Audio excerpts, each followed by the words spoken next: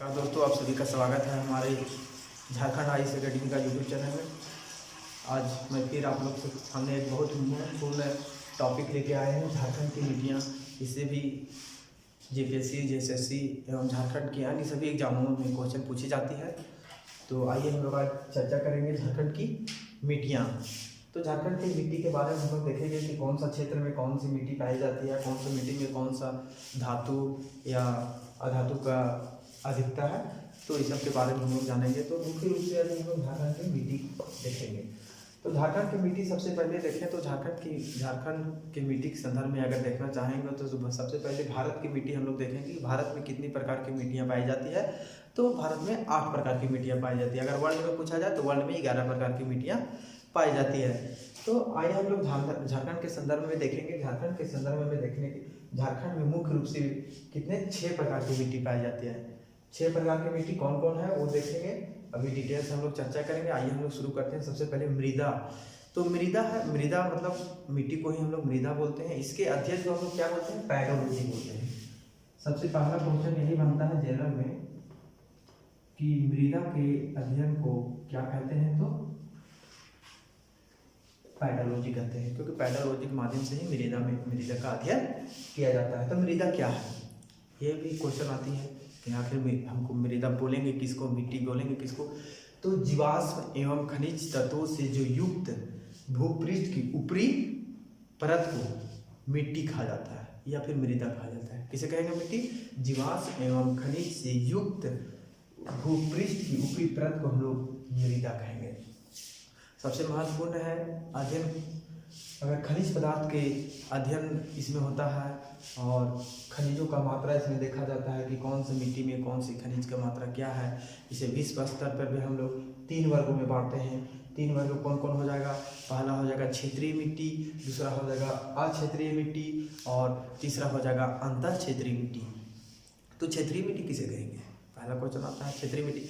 तो वैसे मिट्टी जिसके अक्षय चट्टान, वैसे मिट्टी जिसके अक्षय चट्टान मतलब जो चट्टान जो होता है अपक्षयन होता है, धीरे धीरे कटते जाता है। तो वैसे मिट्टी जिसका अक्षय चट्टान वहीं पाए जाते हैं जहाँ पे वह मिट्टी उपलब्ध है, अभी भी है, वर्तमान में उपलब्ध है। तो अर्थात आधारभूत जो चट्टान होता है उसका जो विखंडन होता है और उसका जो विखंडन होता है उसका उसी क्षेत्र में रहता है, तो उसे हम लोग अस्थायी मिट्टी कहते हैं। क्या कहते हैं उसे हम लोग, अस्थायी मिट्टी या क्षेत्रीय मिट्टी कहते हैं, या जोनल, इंग्लिश में बोला जाता है जोनल सॉइल बोलते हैं इसको हम लोग। जैसे एग्जाम्पल देखा जाए तो झारखंड में भी अस्थायी मिट्टी पाई जाती है। लाल मिट्टी हो गया, काली मिट्टी हो गया, लेटेराइट मिट्टी हो गया। तो ये अस्थायी या क्षेत्रीय मिट्टी की उदाहरण था। दूसरा हम लोग देखेंगे अक्षेत्रीय मिट्टी, इसको इंग्लिश में हम लोग बोलेंगे अजोनल सॉइल। तो ये क्या हो जाएगा कि वैसी मिट्टी जिनकी निर्माण अपरदन के दूतों के द्वारा लाए गए पदार्थों के निक्षेप से होता है। कैसे होता है, वैसी मिट्टी जिनका निर्माण अपरदन के दूतों द्वारा लाए गए अपक्षयन या लाए गए पदार्थों के अपक्षयन से जो होता है उसको हम लोग अक्षेत्रीय मिट्टी बोलते हैं। मतलब दूसरी जगह से जो आता है अपरदन दूतों के द्वारा, तो उसे हम लोग बोलते हैं। इसका प्रमुख उदाहरण देखेंगे तो पहला ही जलोढ़ मिट्टी हो जाएगा, जो कि सबसे ज़्यादा उपजाऊ मिट्टी है। लोएस मिट्टी जो कि यहाँ झारखंड में नहीं पाया जाता है, विश्व में पाया जाता है लोएस मिट्टी, तो ये भी अस्थायी मिट्टी का उदाहरण है। तीसरा हम लोग देखेंगे अंतर क्षेत्रीय मिट्टी।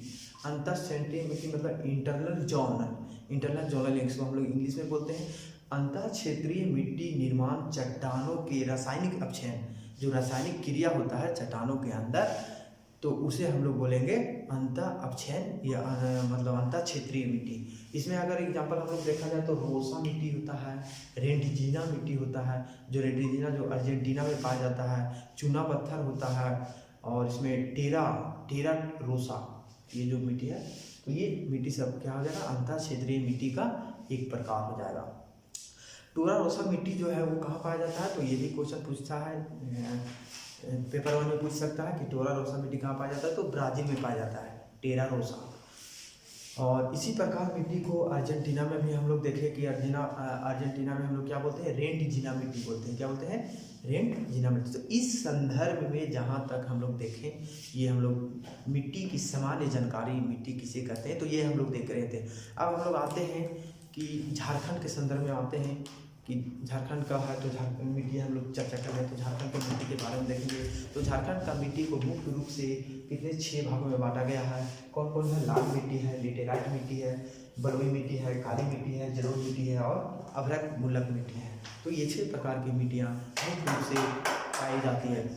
मुख्य रूप से झारखंड में कितनी, सबसे पहला क्वेश्चन यही बनता है कि कितने 6 प्रकार के मिट्टी पाया जाता है। तो 6 को हम लोग विस्तृत रूप से जानकारी लेंगे, देखेंगे भी कि कौन सा मिट्टी में क्या विशेषताएं हैं, किस प्रकार है। तो ये सब हम मिट्टी के बारे में जानेंगे। पहला हम लोग देखेंगे लाल मिट्टी। लाल मिट्टी, ठीक है। तो इस मिट्टी का जो निर्माण हुआ है वो ग्रेनाइट और नीस के चट्टानों के विखंडन से हुआ है। क्या? ग्रेनाइट और जो नीस जो चट्टान है उसका जो विखंडन हुआ है उससे लाल मिट्टी का निर्माण मतलब हुआ है या होता भी है, वो भी होगा। और यह क्या है? तो यह तो हम लोग शुरू में बता चुके हैं कि लाल मिट्टी एक क्षेत्रीय मिट्टी है।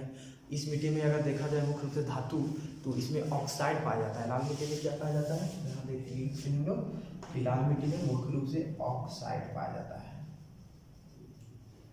ऑक्साइड की अधिकता, इसमें ऑक्साइड की अधिकता पाई जाती है, इसलिए इसका ऑक्साइड के कारण ही लाल मिट्टी जो है इसका कलर जो होता है, रंग होता है, वो लाल होता है।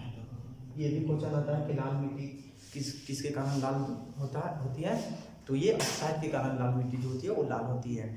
देखिए यह मिट्टी जब जल योजित होती है, मतलब जल से जब पूरा मतलब मिट्टी ढकता है, जल योजित हो जाती है, तो यह मिट्टी क्या हो जाती है? पीली हो जाती है। देखिएगा कि लाल मिट्टी आप जहाँ देखिएगा वहाँ पे अगर जल डालिएगा, पानी डालिएगा, तो धीरे धीरे वो ये लाल मिट्टी क्या होती है? पीली दिखने लगती है। तो यह मिट्टी पीली दिखाई देती है किसके कारण? तो जल योजित के कारण। इस मिट्टी में देखिए नाइट्रोजन, फास्फोरस एवं ह्यूमस की कमी होती है, जिसके कारण इसमें देखिएगा कि लाल मिट्टी में जो खेती किया जाता है उसमें नाइट्रोजन या फास्फोरस की हम लोग खाद का उपयोग करते हैं और ह्यूमस की भी करते हैं। तो इसलिए किया जाता है क्योंकि इसमें नाइट्रोजन और फास्फोरस का इसमें क्या होता है? कमी पाया जाता है। अगर भारतीय मृदा सर्वेक्षण विभाग के अनुसार हम लोग देखें तो झारखंड का जो समस्त मिट्टी है वो लाल मिट्टी है। अधिकतर मतलब झारखंड में सबसे ज़्यादा जो लाल मिट्टी पाई जाती है वो 90% लाल मिट्टी पाई जाती है। शेष 10% पे हमारे झारखंड के अन्य सारी मिट्टियाँ आती है। तो सबसे पूछेगा झारखंड का क्वेश्चन आती है कि झारखंड में निम्न से कौन सी मिट्टी सर्वाधिक मात्रा में पाई जाती है? तो लाल मिट्टी 90% भूमि पर पाई जाती है। झारखंड में इस मिट्टी का अगर विस्तार हम लोग देखें तो विस्तार यहाँ राजमहल क्षेत्र में भी है। राजमहल क्षेत्र से लेकर के पाट प्रदेश के बगल से लेकर के दामोदर नदी घाटी क्षेत्र को छोड़कर समस्त झारखंड में ये लाल मिट्टी पाई जाती है। पूरे झारखंड में पाई जाती है।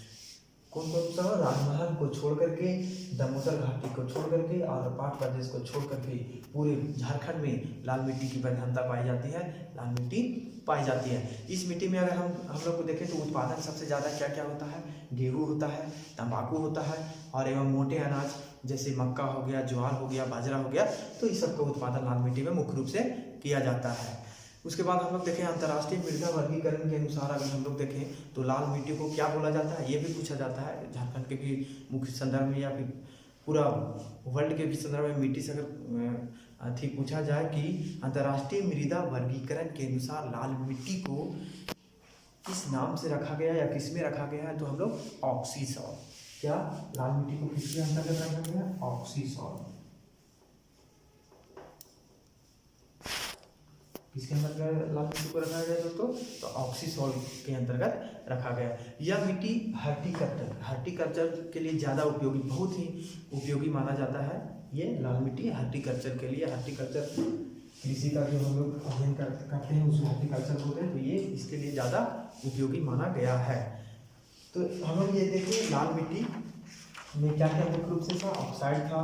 90% झारखंड में लाल मिट्टी पाई जाती है। लाल मिट्टी ऑक्साइड के कारण दिखती है और जल योजित जब होती है तो यह मिट्टी पीली दिखाई देने लगती है। इसका अंतर्राष्ट्रीय नाम है ऑक्सीसोल।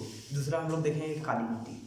काली मिट्टी हम लोग देखते हैं दूसरा, ये काली मिट्टी, पहला हम लोग लाल मिट्टी देख चुके हैं, अब हम लोग काली मिट्टी देखते हैं। तो इस मिट्टी को कपासी मिट्टी बोला जाता है क्योंकि यह मिट्टी में कपास बहुत ही अच्छा से उत्पादन होता है। इसके लिए बहुत ही मतलब अच्छा माना गया है काली मिट्टी को कपास के लिए। इसे हम लोग कई नामों से भी जानते हैं, रेगुर मिट्टी हो गया, कपासी मिट्टी हो गया और आपका काली मिट्टी हो गया, या इसे दरारी मिट्टी भी बोलते हैं हम लोग।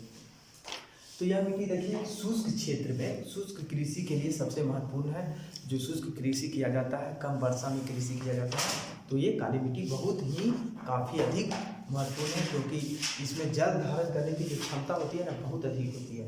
देखिए अगर काली मिट्टी में जो जल होता है ना, बहुत जल्दी धारण करती है, बहुत जल्दी अवशोषण उसमें कर लेते हैं। इसको अंतर्राष्ट्रीय स्तर पर अगर पूछा था तो इसको हम लोग वर्टिसॉल बोलते हैं। काली मिट्टी को हम लोग क्या बोलते हैं? काली मिट्टी हम लोग देख रहे हैं, तो काली मिट्टी हम लोग इसको वर्टिसॉल भी बोलते हैं। ये राजस्थान सबसे ज़्यादा झारखंड में अगर पूछा जाए काली मिट्टी कहाँ पाई जाती है, तो राजस्थान क्षेत्र में, जिसको हम लोग वर्टिसॉल बोलते हैं। क्या बोलते हैं? वर्टिसॉल बोलते हैं अंतर्राष्ट्रीय मिट्टी में। इस मिट्टी का अगर निर्माण हम लोग देखें तो बेसाल्टिक लावा जो पदार्थ होते हैं उसके अपक्षयन और अपरदन के कारण इस मिट्टी का निर्माण हुआ है। क्या किससे? जो लावा का अपक्षयन और अपरदन हुआ है उसके कारण ये मिट्टी का निर्माण हुआ है। इस मिट्टी के अगर हम लोग देखें तो काला होने का जो मुख्य कारण है वो है मैग्नेट या मैग्नेटाइट की जो उपस्थिति के कारण ये मिट्टी क्या काला दिखाई देती है। क्या किस लिए काला दिखाती है इसे? तो ये मैग्नेटाइट,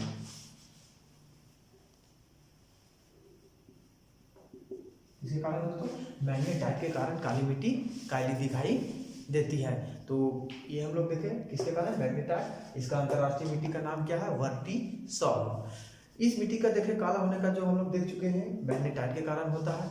इसमें अगर मुख्य रूप से पाया किया जाता है धातु में देखा जाए तो लोहा हो गया, एल्युमिनियम हो गया, लोहा हो गया, एल्युमिनियम हो गया, और टिटानी फेरस मैग्नेटाइट की भी उपस्थिति इसमें पाई जाती है। मुख्य रूप से देखा जाए तो टिटानी फेरस ये एक क्या है? धातु है, तो इसका भी उपस्थिति मुख्य रूप से यहाँ काली मिट्टी में देखने को मिलती है। और यह भी एक क्या है? क्षेत्रीय मिट्टी है। ये लोग हम लोग शुरू में ही चर्चा कर चुके हैं कि क्षेत्रीय मिट्टी कौन कौन है, अक्षेत्रीय मिट्टी कौन है और अंतर क्षेत्रीय मिट्टी कौन है। इस मिट्टी को अगर क्षेत्रीय मिट्टी में रखा गया है, ये तो हम लोग शुरू में ही चर्चा कर लिए हैं। इस मिट्टी को हम लोग दरारी मिट्टी भी कहा जाता है, क्योंकि इस मिट्टी को गहरी जुताई का भी मिट्टी कहा जाता है, क्योंकि काली मिट्टी में गहरी जुताई करना पड़ता है, जिसके कारण पानी का अवशोषण अधिक होता है। ये हम लोग अभी देख चुके हैं। उत्तरी अमेरिका में जो प्रेरी घास का मैदान है जो अर्जेंटीना में है, उत्तरी अमेरिका जो महाद्वीप है उसमें जो प्रेरी घास का मैदान है जो उत्तरी अर्जेंटीना में है, तो उसमें भी काली मिट्टी की अधिकता पाई जाती है। कहा तो उसमें भी काली मिट्टी की अधिकता पाई जाती है, जिसे हम लोग क्या बोलते हैं? मुख्य रूप से चरनोजम। ये क्वेश्चन आया हुआ है दोस्तों कि काली मिट्टी को हम लोग किस नाम से जानते हैं? तो चरनोजम। हम लोग काली मिट्टी को चरनोजम भी नाम दिया जाता है, इसको नाम से पुकारा जाता है। भारत की इस मिट्टी का सबसे बड़ा अगर क्षेत्र भारत के संदर्भ में हम लोग देखें तो महाराष्ट्र में सबसे ज़्यादा काली मिट्टी पाया जाता है। तो ये हमारा काली मिट्टी था, देख लिया हम लोग। मैग्नेटाइट इसमें पाया जाता है, लोहा में पाई जाती है। इसका अंतर्राष्ट्रीय वर्टिसॉल है, इसको चरनोजम भी, इसको दरारी मिट्टी भी बोलते हैं, कपासी मिट्टी भी बोलते हैं। तो ये हम लोग काली मिट्टी का चर्चा किया। अब हम लोग आते हैं तीसरा लेटेराइट मिट्टी। ये भी बहुत इंपॉर्टेंट है झारखंड के संदर्भ में। लेटेराइट मिट्टी, इस मिट्टी का जो निर्माण हुआ है वो ऑक्साइड जो इसका जो लेटेराइट मिट्टी का जो निर्माण हुआ है वो आर्द्र एवं शुष्क मौसम, क्या आर्द्र एवं शुष्क मौसम वैकल्पिक रूप से जो आने चाहिए वो इसमें मुख्य रूप से इसका आवश्यक जो निर्माण के लिए उसमें आर्द्रता होना जरूरी है, और कभी आर्द्र हो शुष्क हो, मतलब ये निरंतर बदलाव इसमें आते रहना चाहिए। तो ये था ये लेटेराइट मिट्टी का गुण। दूसरा आप लोग देखेंगे मृदा का जो अपरदन होता है ना, या अपक्षालन बोलेंगे जिसको हम लोग इंग्लिश में अगर देखा जाए तो लीचिंग प्रक्रिया बोलते हैं। उसको क्या बोलते हैं? लीचिंग प्रक्रिया। तो मृदा का जो अपक्षालन की क्रिया जो है वो इसमें होनी चाहिए। दो क्रिया इसमें आर्द्र भी हो, आर्द्रता भी आनी चाहिए, शुष्क भी आना चाहिए, और इसमें अपक्षालन लीचिंग की प्रक्रिया भी होनी चाहिए। ये इसका लेटेराइट मिट्टी जो है पाट प्रदेश में जो है उसका मुख्य ये काम है। तो देखते हैं, तो यह प्रक्रिया उन क्षेत्रों में मतलब अधिक होती है जहाँ वर्षा जो है ना, वार्षिक वर्षा जो होती है वो 200 मीटर से अधिक वर्षा होती है। झारखंड में हम लोग तो पढ़ते भी हैं, देखते भी हैं कि झारखंड में अगर सर्वाधिक वर्षा कहाँ होती है तो वो पाट प्रदेश में होती है, जहाँ पे लेटेराइट मिट्टी पाई जाती है। तो इसको 200 सेंटीमीटर से अधिक वर्षा की आवश्यकता है। कितनी? 200 सेंटीमीटर से अधिक वर्षा की आवश्यकता इसमें होती है। झारखंड में अगर इस संदर्भ में देखें तो इस मिट्टी का जो विस्तार है ना, वो विस्तार इसमें हो गया पाट प्रदेश, ये हम लोग देख रहे हैं, ठीक, पाट प्रदेश में लेटेराइट मिट्टी है। दूसरा है राजमहल क्षेत्र में, ये है, ये राजमहल क्षेत्र में पाया जाता है। और तीसरा है पूर्वी सिंहभूम का ढालून क्षेत्र। कौन सा? पूर्वी सिंहभूम का झारखंड क्षेत्र में यहाँ थोड़ा सा पाया जाता है। ये एरिया में थोड़ा सा क्या पाया जाता है? झारखंड क्षेत्र में। छूट गया था दोस्तों। तो ये 3 क्षेत्रों में मुख्य रूप से लेटेराइट मिट्टी कहाँ पहला हम लोग पहाड़ प्रदेश में देखें कि पहाड़ प्रदेश में भी लेटेराइट मिट्टी पाई जाती है। लातेहार, लोहरदगा, पलामू का एरिया जो आ जाएगा इसमें मुख्य रूप से। दूसरा, राजमहल क्षेत्र में भी कुछ भागों में लेटेराइट मिट्टी पाई जाती है। तीसरा, पूर्वी सिंहभूम के ढालू एरिया में भी लेटेराइट मिट्टी पाई जाती है। लेटेराइट मिट्टी जो होता है वो देखा जाए अपेक्षाकृत एक अनउपजाऊ मिट्टी होता है। क्या होता है? ये अनउपजाऊ उपजाऊ नहीं होता है, अनउपजाऊ मिट्टी होती है। परंतु इस मिट्टी में जो होता है ना, मुख्य रूप से अगर उत्पादन किया जाता है तो इसमें मुख्य रूप से लेटेराइट मिट्टी है, उसमें मूंगफली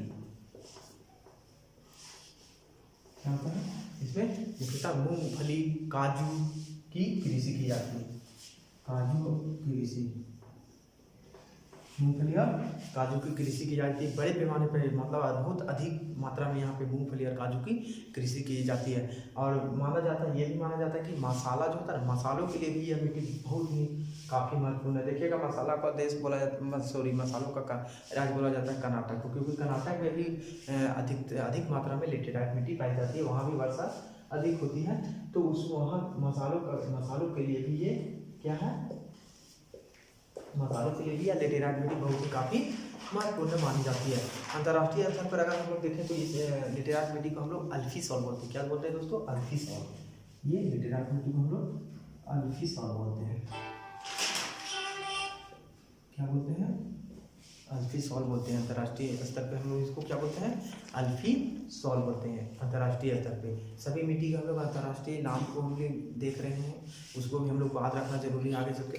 तो भारत में इस मिट्टी का अगर सर्वाधिक विस्तार देखा जाए तो वो केरल, कर्नाटक एरिया में सर्वाधिक ये लेटेराइट मिट्टी पाया जाता है। इसलिए केरल में भी मसाला का ज़्यादा उत्पादन होता है। देखिएगा कि भारत में लेटेराइट मिट्टी का प्रधानता जो है ना वो दक्षिणी भारत में है, इसलिए मसाला का अधिक से अधिक उत्पादन दक्षिणी भारत में होता है। इसलिए अगर हिस्ट्री में देखा जाए तो जो विदेशी लोग आए तो मसालों का जो व्यापार करने शुरू किए थे तो वो दक्षिण भारत से ही शुरू किए थे। इस मिट्टी को जो बनाने के लिए क्या होता है कि इसका प्रयोग जो होता है सिर्फ बड़े पैमाने पर किया जाता है। क्या बनाने में किया जाता है?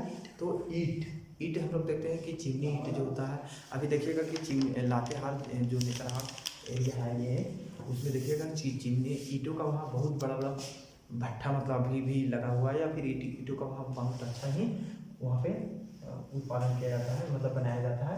तो लेटेराइट मिट्टी जो होता है ईंट के लिए बहुत ही काफ़ी महत्वपूर्ण है। तो ये हम लोग देख रहे थे लेटेराइट मिट्टी। नेक्स्ट हम लोग आते हैं कौन सा मिट्टी दोस्तों? बलुई मिट्टी आते हैं ना। बलुई मिट्टी हम लोग देख रहे हैं। तो बलुई मिट्टी जो होता है अंतर्राष्ट्रीय स्तर पर इस मिट्टी को हम लोग क्या बोलते हैं? एरिडो सोल। बलुई मिट्टी कहाँ पाया जाता है ये हम लोग देखते हैं। तो बलुई मिट्टी हम लोग ये इसका हो जाएगा ना, ये बलुई मिट्टी आ रही है। तो बलुई मिट्टी में मुख्य रूप से अंतर्राष्ट्रीय स्तर पर क्या बोलेंगे? एरिडोसोल।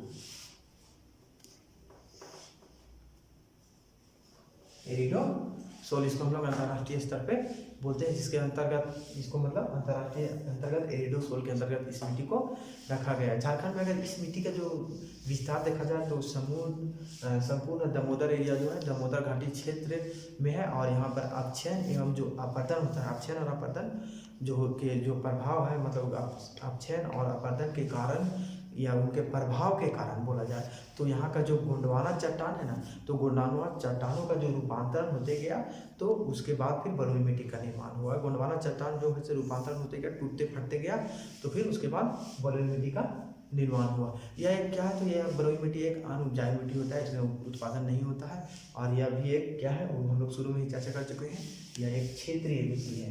क्षेत्रीय बलुई मिट्टी भी क्या है? तो क्षेत्रीय मिट्टी है।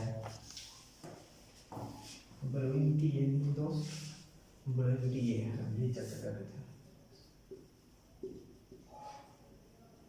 ठीक है, तो यह एक क्षेत्रीय मिट्टी। नेक्स्ट हम लोग आते हैं काली मिट्टी। काली मिट्टी हम लोग देख चुके हैं। उसके बाद हम लोग का लाल मिट्टी हो गया, लेटेराइट मिट्टी हो गया, बलुई मिट्टी हो गया, काली मिट्टी हो गया। नेक्स्ट हम लोग जलोढ़ मिट्टी आते हैं। जलोढ़ मिट्टी, तो जलोढ़ मिट्टी हम लोग देखते हैं आगे। जलोढ़ मिट्टी क्या है? तो जलोढ़ मिट्टी देखा जाए तो यह एक नवीन मिट्टी है। नवीन मतलब पूछा जाता है कि निम्न से कौन सी नवीनतम मिट्टी है, तो सबसे नवीन मिट्टी है जलोढ़ मिट्टी को हम लोग नवीनतम बोलते हैं। इस मिट्टी का जो निर्माण जो होता है वो नदियों के द्वारा जो लाया गया जो मलबा होता है ना, मलबों का जो निक्षेप करती है नदियाँ, जो अपने द्वारा लाए गए मलबों का जो निक्षेप करती है, तो वहाँ जो मैदानी भाग जो तैयार मतलब जो मैदान बनता है, तो उसे हम उस एरिया का जो मिट्टी होता है उसे हम लोग जलोढ़ मिट्टी कहते हैं। अंतर्राष्ट्रीय स्तर पर जलोढ़ मिट्टी को हम लोग क्या बोलते हैं, इनसेप्टी सॉइल बोलते हैं। क्या बोलते हैं जलोढ़ मिट्टी को हम लोग इनसेप्टी सॉइल बोलते हैं, ये जलोढ़ मिट्टी है। तो इसको हम लोग बोलेंगे इनसेप्टी सोल।